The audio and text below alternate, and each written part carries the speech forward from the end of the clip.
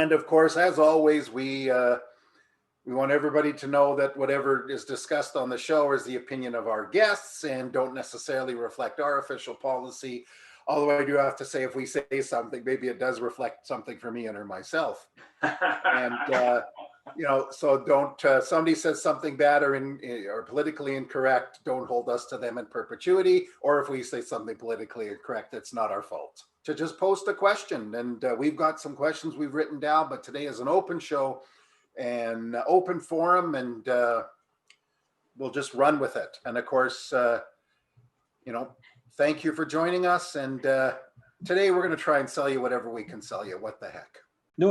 I was just going to add to a comment, but to add to Chrissy's comment, I think, the folks in the service drive are selling harder and more than they are in the front. And I think we don't progress them in that direction enough, where we train them in service, good customer service, all that stuff. And then we migrate them out to the front of the building. They already know all our staff or all our customers. And you're building salespeople back there without them really knowing it. Well, the whole point is building people. And I think, and the scary part for me, as we said with this topic, is as the world returns to normal, hopefully, how much are we going to fall back to that? And, even the case about where do the digital retailers, where are they going to fit now? And it's not so much in Canada, but in the States, they're talking so much about Carvana, even though they only do such a small percentage. And here we have somebody here now that does that too, but they don't have a vending machine. Who is that? There's a bunch of different companies. There's one out of Saskatchewan that's trying. There's a couple out of, there's that group actually out of Toronto has some locations in the US now, H. Gregg, which is kind of trying that concept. And then we have another one that just launched that I was been talking to a little bit. Isn't the Lowry doing where they got their trailer and they're and they got the VIP, but that's not really the same model. Oh, isn't it? Okay. Well, that's the company called Kirby out of Saskatchewan. That's kind of interesting. A bunch of young guys started it. And Canada Drives here is playing around with that model as well. Well, there's somebody too that has. There's somebody there that's been promoting themselves. They literally have a flat deck tow truck, but it isn't. All painted up nicely and home delivery and the whole shebang. Well, Dilawri's got a trailer, glass trailer, Dilawri VIP, which is kind of that same kind of idea.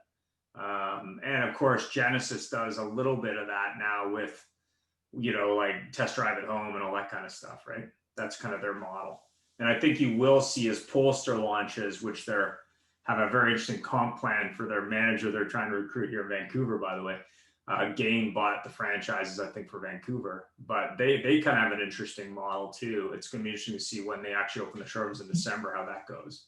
Because I think it's a collaboration between Volvo and a Chinese car manufacturer. So it'll be interesting to see how those guys compete with the other, like Neo and Rivian and these other guys, right? Well, Volvo's owned by that Chinese manufacturer. Oh, they are? Okay. So they're no longer Swedish, even though they're built there. Well, there was an article today that Musk is exporting cars from China to sell in Europe. So that's going to be interesting to see how that goes. So I have a question for everybody. Tesla's business model is to take nice, young, clean-cut people, not car salespeople, and are presenting them, I don't even know the term they use, but customer engagement specialists. And they're not salespeople because, frankly, they can't sell anything. What do you think is going to happen? I got a feeling Polestar is going to go that way too, sort of like the Apple. I think everybody's looking at the Apple model right now, Jeff, and whatever they think and however they want to modify it for their industry, but Apple made it work. And you go in there and it's not like, oh, you talk to that guy over in the corner, well, you got to still talk to him and I can't talk to you now, and like none of that stuff. You walk in, you find somebody in a purple shirt or whatever they're wearing, and you ask them something and they are there to help you. No problem at all. We'll get that done for you right now. John, sorry. And they have one price, right? Yes. They have one price. They have our industry needs to just get on board and move on. Like it's right. Just comical. Here's the price. This is how much it sells for. I spent 10 years of my life with Saturn and on the sales floor. And I tell you, it worked wonderfully. You'd sit down with a customer and they'd say, really, there's no negotiating? You'd say, really, there's no negotiating? And No need their to. shoulders would just drop and they'd be like, okay, let's buy a car then. And that's all. Like, it was, honestly, once you got over it. Now we're selling plastic cars for at 6.1% for the same price that they were doing Cavaliers for. So we had to be pretty good at what we were doing. But Well, anyway. there was an article on Saturn at that time that said something to the effect of, listen, they're not rocket ships, have six wheels or nuclear power. In fact, they're pretty mundane, middle of the road or worse quality cars, yet they have the highest customer satisfaction. Why? People loved them. Yeah. The experience. They loved the process, loved the experience. They loved everything. But we did everything similar to what, we had a proper delivery process. We made a big deal out of it. We made, people were happy with it. And it was, again, in that late 90s, that was when they were just rocking. And if they could have carried that model over, and Toyota had a bit of a grasp until I think it was a dealer in Calgary that decided not to jump on board. But and it's going to be successful in New Zealand because they've got that controlled petri dish that they can work with, right? And it'll be a model for the rest of the world. When it starts working there, it's going to be attractive. Which It's funny you manufacturer in mentioned- Australia? Yeah, go ahead. Steve, I was yeah. going to say, it's funny that you mentioned us needing to change. I think it was 2 summers ago, I took my kids on vacation to DC and we went to the Smithsonian. Yeah. Inside the Smithsonian, they have a dealership from the 1950s. Wow. It looks identical to every dealership I've ever walked in the United States, except for computers.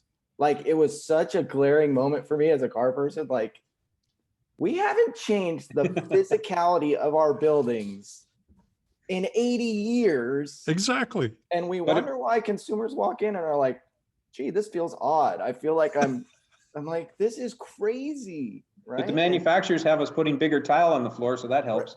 Yeah. Bigger windows. But it was really like, holy cow, no wonder we are antiquated. Oh, Yeah. you know And what? it's just, so it's a huge true. issue. But I have to say, we're dressing better now. In some cases. That was the other thing. They were all wearing fedoras. So that was the other difference. Yeah, there you go. And I then think came the also, 60s. I had a startup that was a training app for salespeople inside a dealership.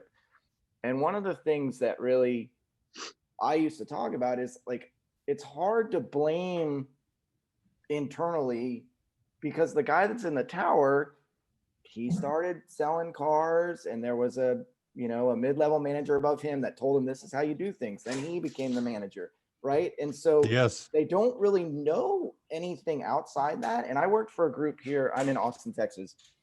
And I really admired the owner because he realized that. Like, he said, I want to change the experience, but I'm a car guy. Like, the only change I know is car stuff. And so he hired his best friend to come in and kind of reshape everything. And he was from Dell. And he was like, look, the real world outside of the car business. Can you come in and take a look? And it was really interesting because they did make systemic changes. And you could feel it when you walk into one of their stores. And it was really interesting because the guy was like, when he came in and started asking questions, well, how do you do stuff? He was like, this is the craziest thing ever, right? Just from a non-car person. He was like, why do you do this way? And it's just, I think there's a Harvard study. It's like the yellow cord. And it's kind of always reminds me of the car industry. It's like some new employee comes to a business and there's a yellow cord across the floor and everybody's just walking over it. And he asked, what is the cord? Why is everybody walking over the yellow extension cord? And everybody says, well, because it's nobody knows. Like, they just right? Nobody knows what the cord's for, why it's there, but everybody just walks over it. And I think we have such that syndrome in our space a lot of times. Like, oh, the shiny new thing, we'll try that, but we're not really coming at the core, which is changing the experience for the consumer when they come into a dealership. Tremendous point. Well, And it's interesting because down where you are is the same as up here. It's the exact thing. I've talked to dealers. I talked to dealers in South Africa, and they use similar terminology. They don't use the term home run. They use a cricket term.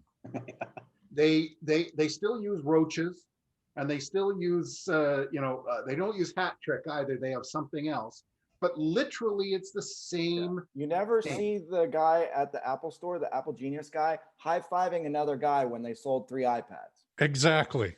right? It's not, oh, Exactly. I just crushed that person, and the Right. person's still in the building. You're like, gee, I wonder why consumers feel weird about us.